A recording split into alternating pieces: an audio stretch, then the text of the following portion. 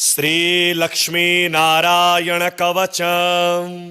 श्री भैरव उवाच अधुना देवी वक्ष्यामि लक्ष्मी नारायणस्य ते कवचं मंत्रगर्भं च वज्रपंजरकाख्यया।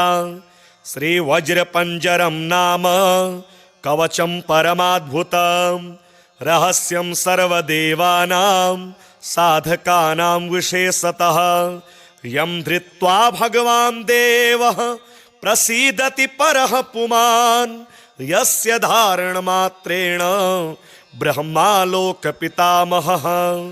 ईश्वरोऽहं शिवो भीमो वासवोऽपि दिवस्पतिः सूर्यस्तेजो निधिर्देवी चन्द्रमास्तारकेश्वरः वायुश्च बलवान् लोके वरुणो यादसाम्पतिः कुबेरोऽपि धनाध्यक्षो धर्मराजो यमः स्मृतः यं धृत्वा सहसा विष्णुः संहरिष्यति दानवान् जघान रावणादीश्च किं वक्ष्येऽहमतः परं कवचस्यास्य सुभगे कथितोऽयं मुनिः शिवः त्रिष्टोपछन्दो देवता च लक्ष्मीनारायणो मतः रमा बीजं पराशक्तिस्तारं कीलकमीश्वरी भोगापवर्ग सिद्ध्यर्थं विनियोग इति स्मृतः।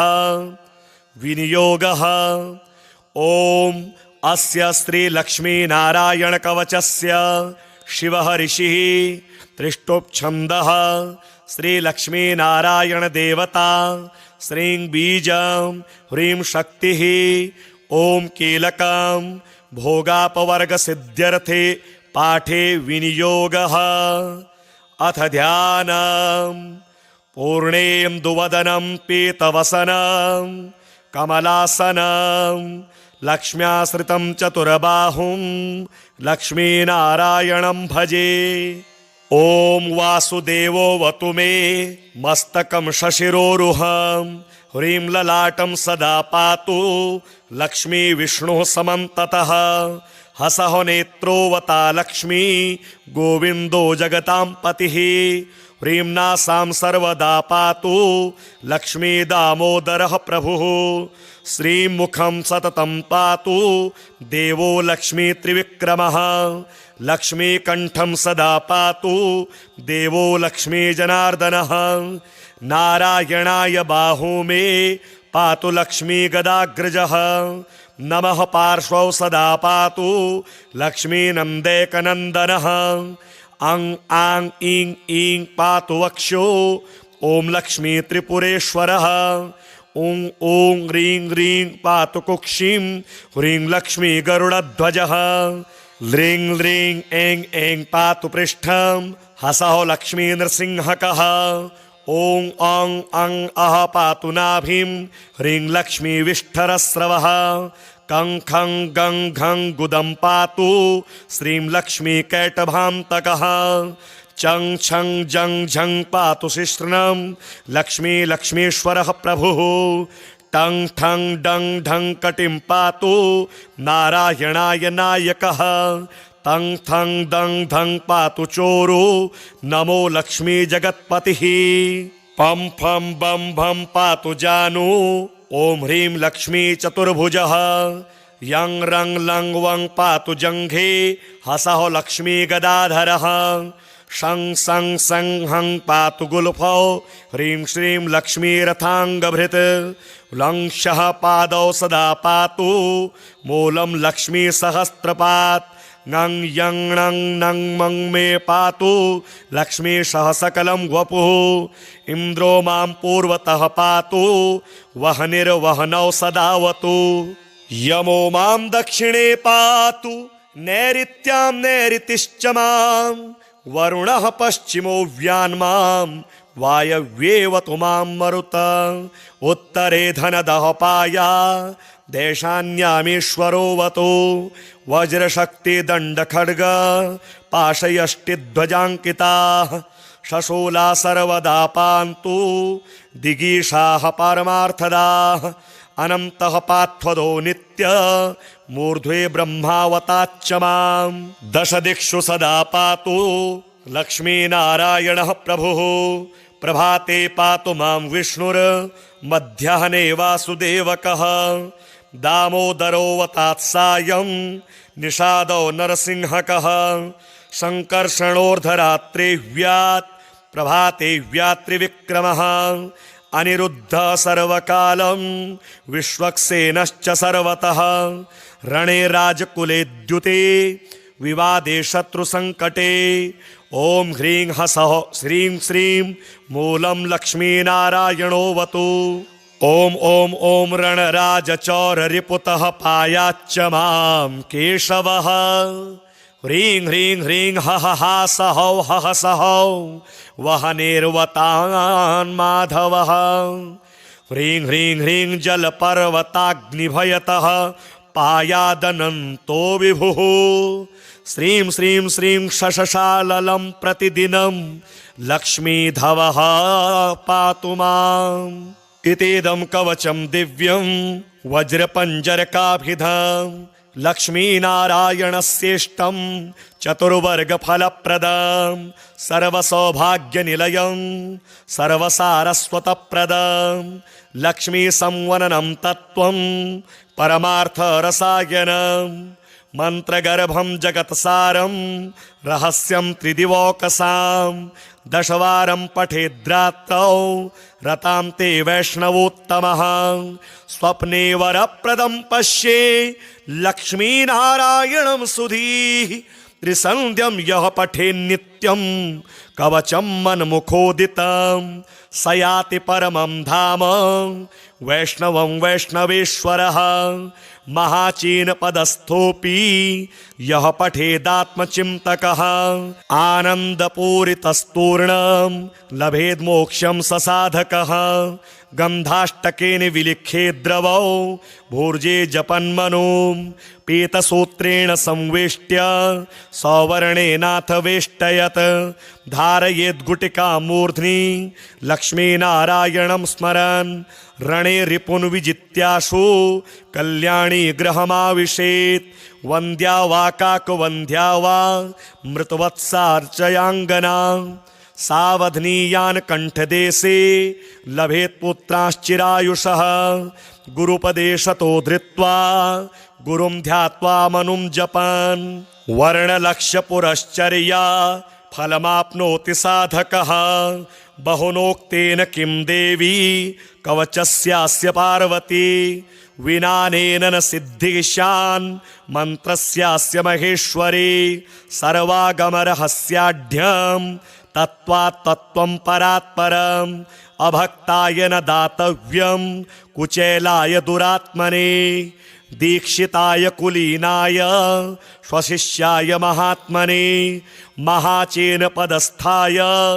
दातव्यं कवचोत्तमं गुह्यं गोप्यं महादेवी लक्ष्मीनारायणप्रियं वज्रपञ्जरकं वरम गोपनीयं स्वयोनिवत् श्रीविष्णुद्वादशाक्षरस्तोत्रं ध्यानं वन्दे चिन्मात्रमेकाक्षरमजममरं पूर्णमानन्दमात्रं वन्दे सद्ब्रह्मरूपं हरविधिविबुधैर्ध्यायमानं सुपूज्यं वन्दे सद्मन्त्रबीजं ऋषिगणनिकरैः स्तूयमानं च दिव्यं वन्दे संसारसारं सकलगुणनिधिं वासुदेवं वरेण्यं द्वादशाक्षरमन्त्रस्य ऋषिः प्रजापतिः स्मृतः देवता वासुदेवश्च गायत्री छन्द उच्यते ध्रुवो बीजं च हृच्छक्ति भुक्तिमुक्त्योश्च प्राप्तये कृत्वैवं विनियोगं च प्राणायामं चरेत्ततः पूरके षोडशावृत्त्या कुम्भके द्वादश स्मृतः रेचके तु दशावृत्त्या प्राणायामविधिं चरेत् नासाग्रे लोचन कृत्वा मध्ये हृदकमले स्थितं ध्यायेन्नारायणं देवं व्यापकं ब्रह्मरूपिणं शङ्खचक्रगदापद्मधरं नीलं चतुर्भुजं पीताम्बरधरं देवं विष्णुं कमललोचनं तुलसीदलसंयुक्तं वनमाला सुशोभितं सुवर्णमुकुटं रम्यं दिव्यकुण्डलभूषितम् असंख्यचन्द्रशङ्काश साक्षात् ब्रह्म सनातनं कैवल्यमोक्षदं सत्य रूपं विश्वात्मकं विभुम् अथवा राधिकानाथं द्विभुजं मुरलीधरम् आजानुबाहुकं दिव्य वदनं श्यामसुन्दरं मणिमन्मुकुटं तद्वत् कुण्डलं पीतवाससं कस्तूरीतिलकं यस्य ललाटे सर्वमोहनं तुलसीमालया पद्मं मालया मणिमालया शोभितं शान्तिदं कृष्णं मन्तर्हत्कमले स्थितं ध्यात्वैवं पुरुषं पूर्णं वासुदेवं सनातनं राजमन्त्रजपं कुर्यात् द्वादशाक्षरनामकं जपां ते श्रद्धया युक्तः पाठं कुर्यात् प्रयत्नतः तं दृष्ट्वा भक्तिसंसक्तो वासुदेवः प्रसीदति। ॐ नमो भगवते वासुदेवाय। ओंकार मंत्रमय पूज्य सदक्षराय पादत्रयाक्षरमयाय त्रयेश्वराय वेदत्रयाय त्रिगुणात्मत्रिदेवताय तस्मै नमो भगवते परमामृताय। नम्याय सर्वजनहृतकमलस्थिताय चाङ्गुष्ठमात्रपुरुषाय विभुत्वगाय ज्योतिर्मयाय तिमिरान्तकनिर्मलाय तस्मै नमो भगवते परमामृताय। मोक्षप्रदाय सुखदाय धनप्रदाय ज्ञानप्रदाय सततं परमोज्ज्वलाय ब्रह्मादिदेव निकरश्च सुपूजिताय तस्मै नमो भगवते परमामृताय। भक्तस्य दुःखदलनाय च रक्षकाय धर्मस्य सन्ततमधर्मविनाशकाय नानावतार पृथिवीतलधारणाय तस्मै नमो भगवते परमामृताय। गव्यप्रियाय सकलेप्सितसम्प्रदाय सत्यप्रवृद्धिकरणाय सुमङ्गलाय कृष्णावतार करुणालय सद्वताय तस्मै नमो भगवते परमामृताय। वन्द्याय सर्वजगतां सुरसत्तमाय वंशी विभूषितकराय मनोहराय नानाप्रपञ्चविलयोदयकारणाय तस्मै नमो भगवते परमामृताय। तेषां हि दुष्टशिशुपालककंसकेशी कालीयकालयवनादिखलेश्वराणां मानं विमर्द्य जगति तलरक्षणाय तस्मै नमो भगवते परमामृताय। वासांसि यस्य सकलानि तडिन्निभानि रूपं नवीनघनसन्निभमाद्यवर्णं नारायणाय नररूपविभूषिताय तस्मै नमो भगवते परमामृताय। सुन्दोपसुन्ददलनाय सुदर्शनाय वृतपदमनिष्ठशुभविग्रहशोभिताय सद्ब्रह्मचिद्घनपरात्परकेवलाय तस्मै नमो भगवते परमामृताय।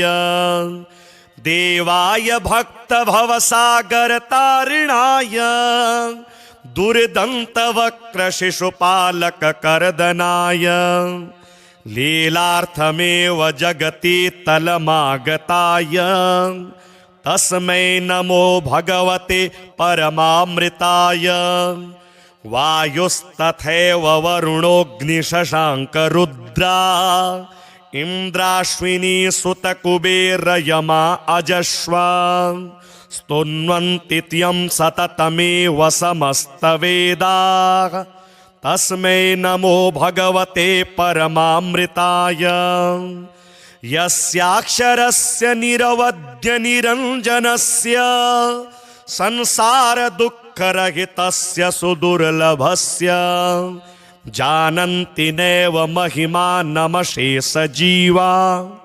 तस्मै नमो भगवते परमामृताय द्वादशाक्षरनामाख्यं स्तोत्रं यद्रचितं मया समर्पयामि देवाय कृष्णाय परमात्मने द्वादशाक्षरसंयुक्तं स्तोत्रं सर्वोत्तमं शिवं यः पठेत् प्रातरुत्थाय ज्ञानं सद्यः स विन्दति सदा सद्भक्तिभावेन ध्यात्वा हरिपदामृतं पाठमात्रेण सद्भक्तो गच्छेद्धि हरिमन्दिरम्। अधुना देवी वक्ष्यामि लक्ष्मीनारायणस्य ते कवचं मन्त्रगर्भं च वज्रपञ्जरकाख्यया श्रीवज्रपञ्जरं नाम कवचं परमाद्भुतं रहस्यं सर्वदेवानां साधकानां विशेषतः यं धृत्वा भगवान् देवः प्रसीदति परः पुमान् यस्य धारणमात्रेण ब्रह्मालोकपितामहः ईश्वरोऽहं शिवो भीमो वासवोऽपि दिवस्पतिः सूर्यस्तेजो निधिर्देवी चन्द्रमास्तारकेश्वरः वायुश्च बलवान् लोके वरुणो यादसाम्पतिः कुबेरोऽपि धनाध्यक्षो धर्मराजो यमः स्मृतः यं धृत्वा सहसा विष्णुः संहरिष्यति दानवान् जघान रावणादीश्च किं वक्ष्येऽहमतः परं कवचस्यास्य सुभगे कथितोऽयं मुनिः शिवः त्रिष्टुप्छन्दो देवता च लक्ष्मीनारायणो मतः रमा बीजं पराशक्तिस्तारं कीलकमीश्वरी भोगापवर्गसिद्ध्यर्थं विनियोग इति स्मृतः विनियोगः ॐ अस्य श्रीलक्ष्मीनारायणकवचस्य शिवः ऋषिः त्रिष्टुप्छन्दः श्रीलक्ष्मीनारायणदेवता श्रीं बीजं ह्रीं शक्तिः ॐ कीलकं भोगापवर्गसिद्ध्यर्थे पाठे विनियोगः अथ ध्यानम् पूर्णेन्दुवदनं पीतवसनं कमलासनं लक्ष्म्याश्रितं चतुर्बाहुं लक्ष्मीनारायणं भजे।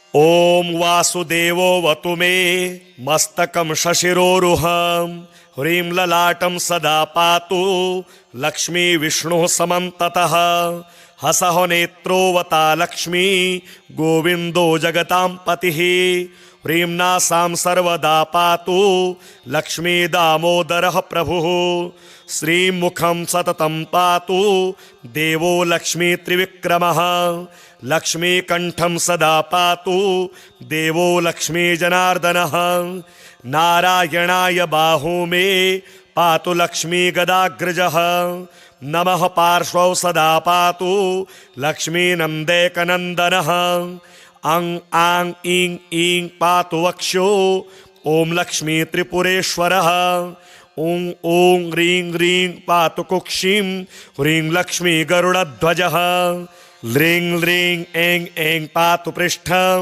हसः लक्ष्मी नृसिंहकः ॐ अं अं अः पातु नाभिं ह्रीं लक्ष्मी विष्ठरस्रवः कं खं गं घं गुदं पातु श्रीं लक्ष्मी कैटभान्तकः चं छं जं झं पातु शिश्नं लक्ष्मी लक्ष्मीश्वरः प्रभुः टं ठं डं ढं कटिं पातु नारायणाय नायकः तं थं दं धं पातु चोरो नमो लक्ष्मी जगत्पतिः पं फं बं भं पातु जानु ॐ ह्रीं लक्ष्मी चतुर्भुजः यं रं लं वं पातु जङ्घे हसः लक्ष्मी गदाधरः शं सं सं हं पातु गुल्फौ ह्रीं श्रीं लक्ष्मी रथाङ्गभृत् लं शः पादौ सदा पातु मूलं लक्ष्मी सहस्रपात् ङं यं णं नं मं मे पातु लक्ष्मी सकलं वपुः इन्द्रो मां पूर्वतः पातु वह्निर्वह्नौ सदावतु यमो मां दक्षिणे पातु नैऋत्यां नैऋतिश्च मां वरुणः पश्चिमो व्यान्मां वायव्येवतु मां मरुत उत्तरे धनदः पाया देशान्यामीश्वरोऽवतु वज्रशक्तिदण्डखड्ग पाशयष्टिध्वजाङ्किताः शशूला सर्वदा पान्तु दिगीषाः परमार्थदाः अनन्तः पार्थदो नित्य मूर्ध्वे ब्रह्मावताच्च मां दशदिक्षु सदा पातु लक्ष्मीनारायणः प्रभुः प्रभाते पातु मां विष्णुर्मध्याह्ने वासुदेवकः दामोदरोऽवतात्सायं निषादो नरसिंहकः सङ्कर्षणोर्धरात्रे व्यात् प्रभाते व्यात्रिविक्रमः अनिरुद्धः सर्वकालं विश्वक्सेनश्च सर्वतः रणे राजकुले द्युते विवादे शत्रुसङ्कटे ॐ ह्रीं हसः श्रीं श्रीं मूलं लक्ष्मीनारायणोऽवतु ॐ ॐ ॐ रणराजचौररिपुतः पायाच्च मां केशवः ह्रीं ह्रीं ह्रीं हः हासहौ हः सहौ वहनेर्वतान् माधवः ह्रीं ह्रीं ह्रीं जलपर्वताग्निभयतः पायादनन्तो विभुः श्रीं श्रीं श्रीं शशशाललं प्रतिदिनं लक्ष्मीधवः पातु माम् इतीदं कवचं दिव्यं वज्रपञ्जरकाभिधं लक्ष्मीनारायणस्येष्टं चतुर्वर्गफलप्रदं सर्वसौभाग्यनिलयं सर्वसारस्वतप्रदं लक्ष्मीसंवननं तत्त्वं परमार्थरसायनं मन्त्रगर्भं जगत्सारं रहस्यं त्रिदिवौकसां दशवारं पठेद्रात्रौ रतां ते वैष्णवोत्तमः स्वप्ने वरप्रदं पश्ये लक्ष्मीनारायणं सुधीः त्रिसन्ध्यं यः पठेन्नित्यं कवचं मन्मुखोदितं स याति परमं धाम वैष्णवं वैष्णवेश्वरः महाचीनपदस्थोऽपि यः पठेदात्मचिन्तकः आनन्दपूरितस्तूर्णं लभेद्मोक्षं स साधकः गन्धाष्टकेन विलिख्येद्रवौ भूर्जे जपन्मनो पीतसूत्रेण संवेष्ट्य सौवर्णेनाथ वेष्टयत् धारयेद्गुटिकां मूर्ध्नि लक्ष्मीनारायणं स्मरन् रणे रिपुन् विजित्याशु कल्याणी गृहमाविशेत् वन्द्या वा काकवन्द्या वा मृतवत्सार्चयाङ्गना सावधनीयान् कण्ठदेशे लभेत् पुत्राश्चिरायुषः गुरुपदेशतो धृत्वा गुरुं ध्यात्वा मनुं जपन् वर्णलक्ष्यपुरश्चर्या फलमाप्नोति साधकः बहुनोक्तेन किं देवी कवचस्यास्य पार्वती विनानेन न सिद्धिशान् मन्त्रस्यास्य महेश्वरी सर्वागमरहस्याढ्यं तत्त्वात् तत्त्वं परात्परम् अभक्ताय न दातव्यं कुचेलाय दुरात्मने दीक्षिताय कुलीनाय स्वशिष्याय महात्मने महाचेन पदस्थाय दातव्यं कवचोत्तमं गुह्यं गोप्यं महादेवी लक्ष्मीनारायणप्रियं वज्रपञ्जरकं वरम गोपनीयं स्वयोनिवत्। श्रीविष्णुद्वादशाक्षरस्तोत्रं ध्यानम्। वन्दे चिन्मात्रमेकाक्षरमजममरं पूर्णमानन्दमात्रम् वन्दे सद्ब्रह्मरूपं हरविधिविबुधैर्ध्यायमानं सुपूज्यं वन्दे सद्मन्त्रबीजं ऋषिगणनिकरैः स्तूयमानं च दिव्यम् वन्दे संसारसारं सकलगुणनिधिं वासुदेवं वरेण्यं।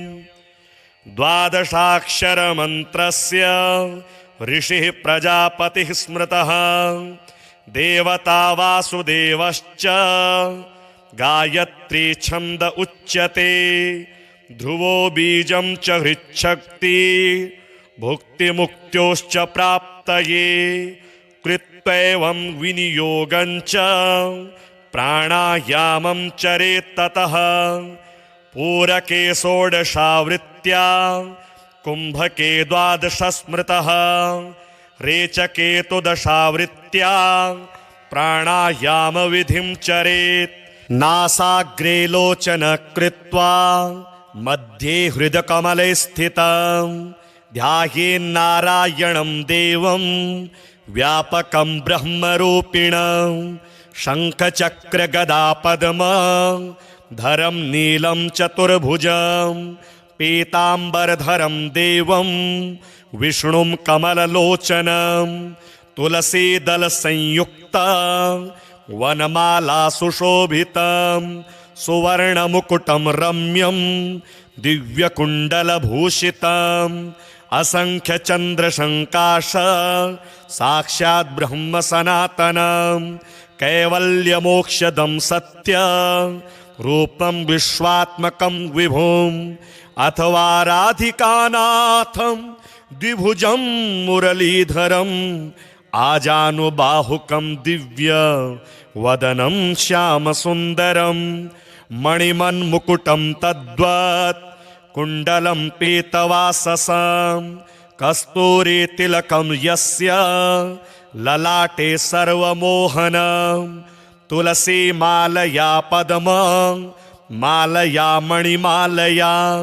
शोभितं शान्तिदं कृष्णं मन्तर्हत्कमले स्थितं ध्यात्वैवं पुरुषं पूर्णं वासुदेवं सनातनं राजमन्त्रजपं कुर्यात् द्वादशाक्षरनामकं जपान्ते श्रद्धया युक्तः पाठं कुर्यात् प्रयत्नतः तं दृष्ट्वा भक्तिसंसक्तो वासुदेवः प्रसीदति। ॐ नमो भगवते वासुदेवाय। ओंकार मंत्रमय पूज्य सदक्षराय पादत्रयाक्षरमयाय त्रयेश्वराय वेदत्रयाय त्रिगुणात्मत्रिदेवताय तस्मै नमो भगवते परमामृताय। नम्याय सर्वजनहृतकमलस्थिताय चाङ्गुष्ठमात्रपुरुषाय विभुत्वगाय ज्योतिर्मयाय तिमिरान्तकनिर्मलाय तस्मै नमो भगवते परमामृताय। मोक्षप्रदाय सुखदाय धनप्रदाय ज्ञानप्रदाय सततं परमोज्ज्वलाय ब्रह्मादिदेवनिकरैश्च सुपूजिताय तस्मै नमो भगवते परमामृताय। भक्तस्य दुःखदलनाय च रक्षकाय धर्मस्य सन्ततमधर्मविनाशकाय नानावतार पृथिवीतलधारणाय तस्मै नमो भगवते परमामृताय गव्यप्रियाय सकलेप्सितसम्प्रदाय सत्यप्रवृद्धिकरणाय सुमङ्गलाय कृष्णावतार करुणालय सद्वताय तस्मै नमो भगवते परमामृताय वन्द्याय सर्वजगतां सुरसत्तमाय वंशी विभूषितकराय मनोहराय नानाप्रपञ्चविलयोदयकारणाय तस्मै नमो भगवते परमामृताय तेषां हि दुष्टशिशुपालककंसकेशी कालीयकालयवनादिखलेश्वराणां मानं विमर्द्य जगति तलरक्षणाय तस्मै नमो भगवते परमामृताय वासांसि यस्य सकलानि तडिन्निभानि रूपं नवीनघनसन्निभमाद्यवर्णं नारायणाय नररूपविभूषिताय तस्मै नमो भगवते परमामृताय सुन्दोपसुन्ददलनाय सुदर्शनाय वृतपदमनिष्ठशुभविग्रहशोभिताय सद्ब्रह्मचिद्घनपरात्परकेवलाय तस्मै नमो भगवते परमामृताय देवाय भक्तभवसागरतारिणाय दुर्दन्तवक्रशिशुपालककर्दनाय लीलार्थमेव जगति तलमागताय तस्मै नमो भगवते परमामृताय वायुस्तथैव वरुणोऽग्निशशाङ्करुद्रा इन्द्राश्विनी सुतकुबेरयमा अजश्वा स्तुन्वन्ति त्यं सततमेव समस्तवेदाः तस्मै नमो भगवते परमामृताय यस्याक्षरस्य निरवध्यनिरञ्जनस्य संसारदुःखरहितस्य सुदुर्लभस्य जानन्ति नैव महिमानमशेषजीवा तस्मै नमो भगवते परमामृताय द्वादशाक्षरनामाख्यं स्तोत्रं यद्रचितं मया समर्पयामि देवाय कृष्णाय परमात्मने द्वादशाक्षरसंयुक्तं स्तोत्रं सर्वोत्तमं शिवं यः पठेत् प्रातरुत्थाय ज्ञानं सद्यः स विन्दति सदा सद्भक्तिभावेन ध्यात्वा हरिपदामृतं पाठमात्रेण सद्भक्तो गच्छेद्धि हरिमन्दिरम् अधुना देवी वक्ष्यामि लक्ष्मीनारायणस्य ते कवचं मन्त्रगर्भं च वज्रपञ्जरकाख्यया श्रीवज्रपञ्जरं नाम कवचं परमाद्भुतं रहस्यं सर्वदेवानां साधकानां विशेषतः यं धृत्वा भगवान् देवः प्रसीदति परः पुमान् यस्य धारणमात्रेण ब्रह्मालोकपितामहः ईश्वरोऽहं शिवो भीमो वासवोऽपि दिवस्पतिः सूर्यस्तेजो निधिर्देवी चन्द्रमास्तारकेश्वरः वायुश्च बलवान् लोके वरुणो यादसाम्पतिः कुबेरोऽपि धनाध्यक्षो धर्मराजो यमः स्मृतः यं धृत्वा सहसा विष्णुः संहरिष्यति दानवान् जघान रावणादीश्च किं वक्ष्येऽहमतः परं कवचस्यास्य सुभगे कथितोऽयं मुनिः शिवः त्रिष्टुप्छन्दो देवता च लक्ष्मीनारायणो मतः रमा बीजं पराशक्तिस्तारं कीलकमीश्वरी भोगापवर्गसिद्ध्यर्थं विनियोग इति स्मृतः। विनियोगः ॐ अस्य श्रीलक्ष्मीनारायणकवचस्य शिवः ऋषिः त्रिष्टोपछन्दः श्रीलक्ष्मीनारायणदेवता श्रीं बीजं ह्रीं शक्तिः ॐ कीलकं भोगापवर्गसिद्ध्यर्थे पाठे विनियोगः। अथ ध्यानम् पूर्णेन्दुवदनं पीतवसनं कमलासनं लक्ष्म्याश्रितं चतुर्बाहुं लक्ष्मीनारायणं भजे। ॐ वासुदेवोऽवतु मे मस्तकं शशिरोरुहं ह्रीं ललाटं सदा पातु लक्ष्मी विष्णुः समन्ततः। हसः नेत्रोऽवता लक्ष्मी गोविन्दो जगतां पतिः। ह्रीं नासां सर्वदा पातु लक्ष्मी दामोदरः प्रभुः। श्रीं मुखं सततं पातु देवो लक्ष्मी त्रिविक्रमः। लक्ष्मीकण्ठं सदा पातु देवो लक्ष्मी जनार्दनः। नारायणाय बाहू मे पातु लक्ष्मी गदाग्रजः। नमः पार्श्वौ सदा पातु लक्ष्मी नन्देकनन्दनः। अं आं ईं ईं पातु वक्षो ॐ लक्ष्मी त्रिपुरेश्वरः। ॐ ॐ ह्रीं ह्रीं पातु कुक्षिं ह्रीं लक्ष्मी गरुडध्वजः। ह्रीं ह्रीं ऐं ऐं पातु पृष्ठं हसः लक्ष्मी नृसिंहकः। ॐ अं अं अः पातु नाभिं ह्रीं लक्ष्मी विष्ठरस्रवः। कं खं गं घं गुदं पातु श्रीं लक्ष्मी कैटभान्तकः। चं छं जं झं पातु शिश्नं लक्ष्मी लक्ष्मीश्वरः प्रभुः। टं ठं डं ढं कटिं पातु नारायणाय नायकः। तं थं दं धं पातु चोरो नमो लक्ष्मी जगत्पतिः। पं फं बं भं पातु जानू ॐ ह्रीं लक्ष्मी चतुर्भुजः। यं रं लं वं पातु जङ्घे हसः लक्ष्मी गदाधरः। शं सं सं हं पातु गुल्फौ ह्रीं श्रीं लक्ष्मी रथाङ्गभृत्। लं शः पादौ सदा पातु मूलं लक्ष्मी सहस्त्रपात्।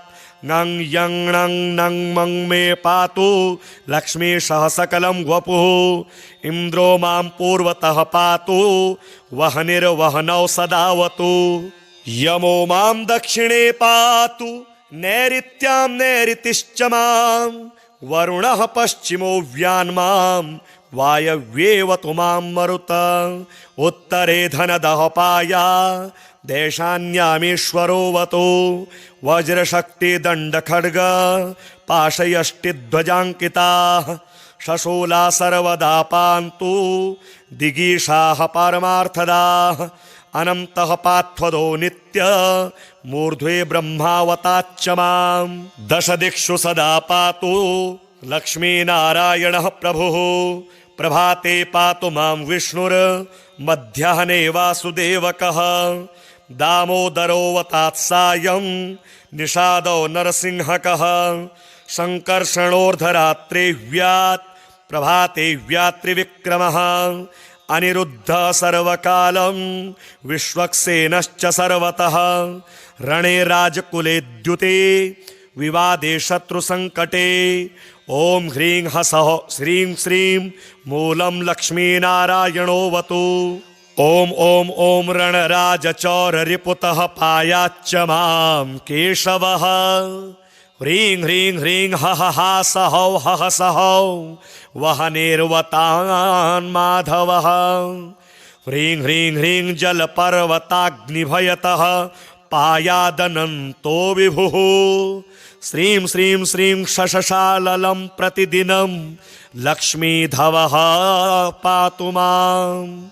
इतीदं कवचं दिव्यं वज्रपञ्जरकाभिधं लक्ष्मीनारायणस्येष्टं चतुर्वर्गफलप्रदं सर्वसौभाग्यनिलयं सर्वसारस्वतप्रदं लक्ष्मीसंवननं तत्त्वं परमार्थरसायनं मन्त्रगर्भं जगत्सारं रहस्यं त्रिदिवौकसां दशवारं पठेद्रात्रौ रतां ते वैष्णवोत्तमः स्वप्ने वरप्रदं पश्ये लक्ष्मीनारायणं सुधीः त्रिसन्ध्यं यः पठेन्नित्यं कवचं मन्मुखोदितं स याति परमं धाम वैष्णवं वैष्णवेश्वरः महाचीनपदस्थोऽपि यः पठेदात्मचिन्तकः आनन्दपूरितस्तूर्णं लभेद् मोक्षं स साधकः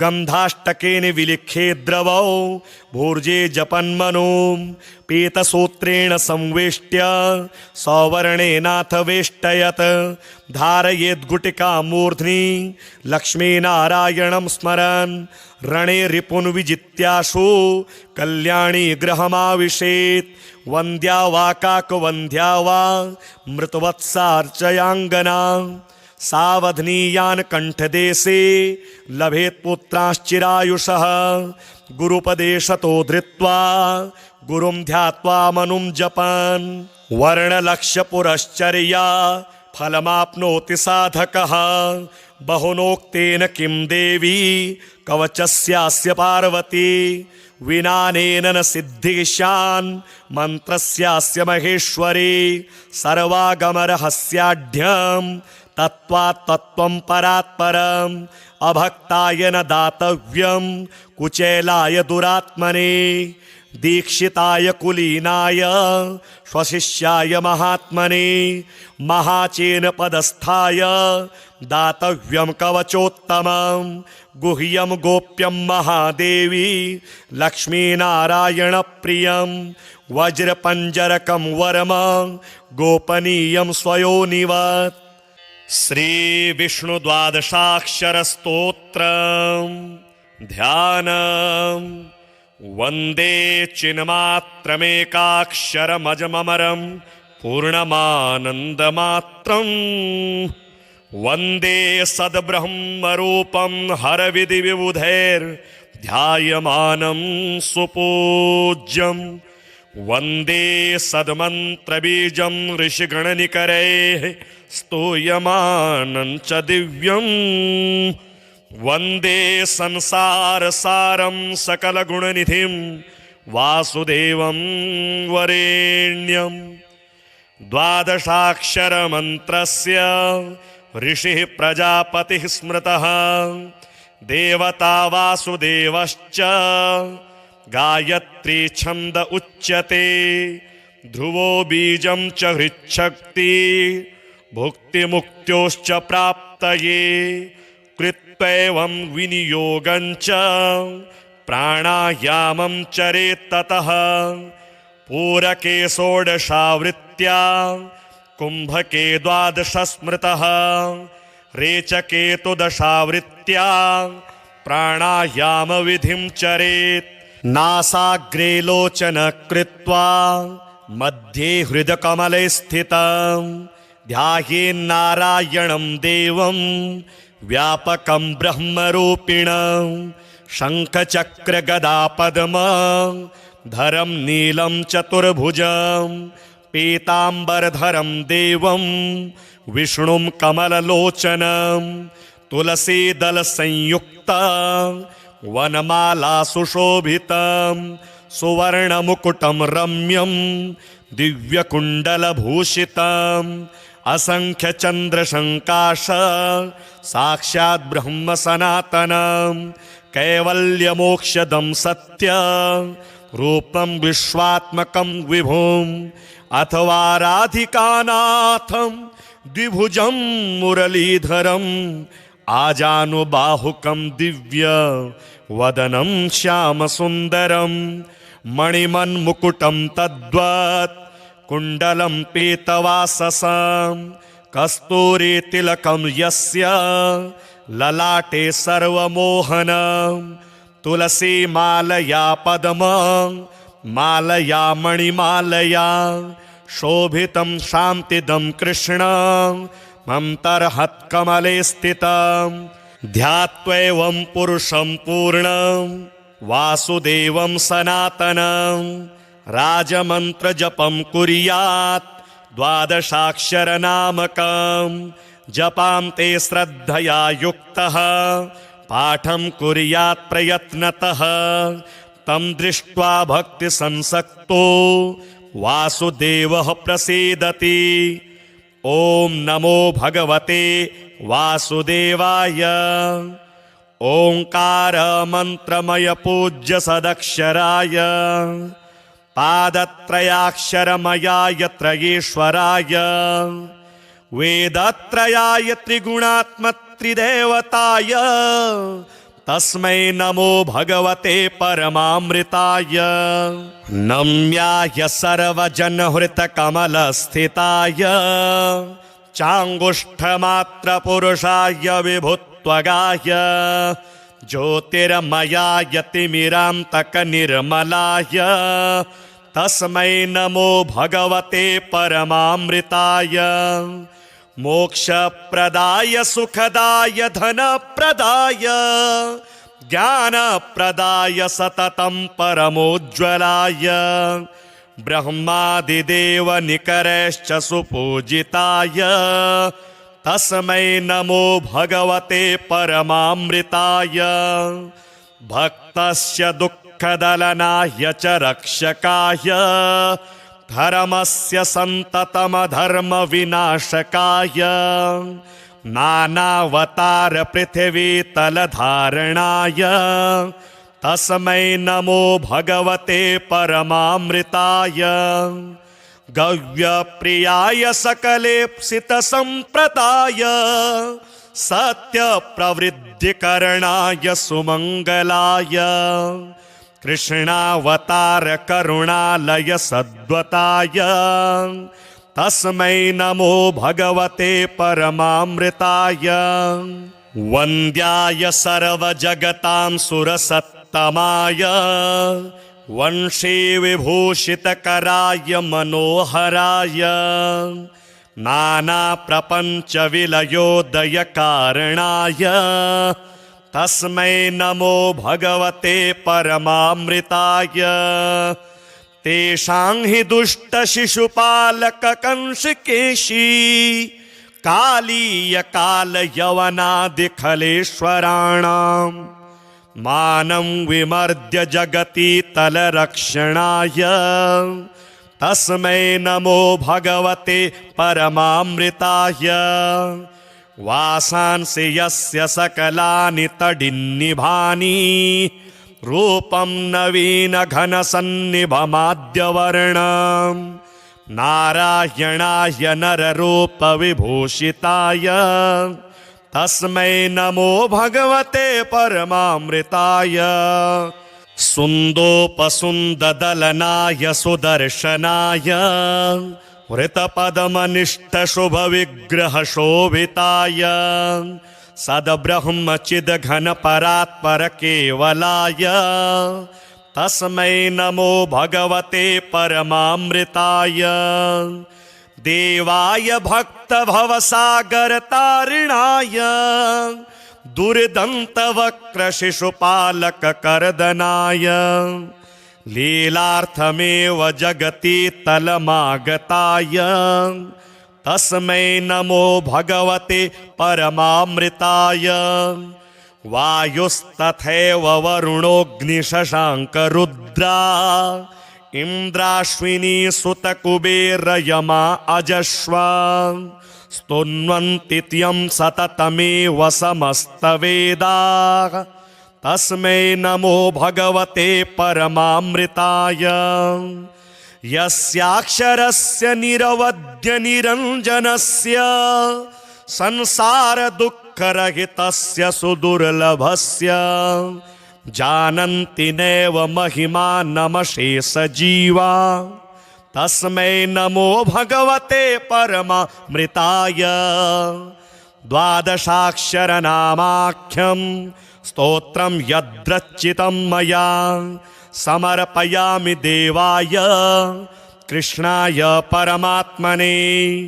द्वादशाक्षरसंयुक्तं स्तोत्रं सर्वोत्तमं शिवं यः पठेत् प्रातरुत्थाय ज्ञानं सद्यः स विन्दति सदा सद्भक्तिभावेन ध्यात्वा हरिपदामृतं पाठमात्रेण सद्भक्तो गच्छेद्धि हरिमन्दिरम्।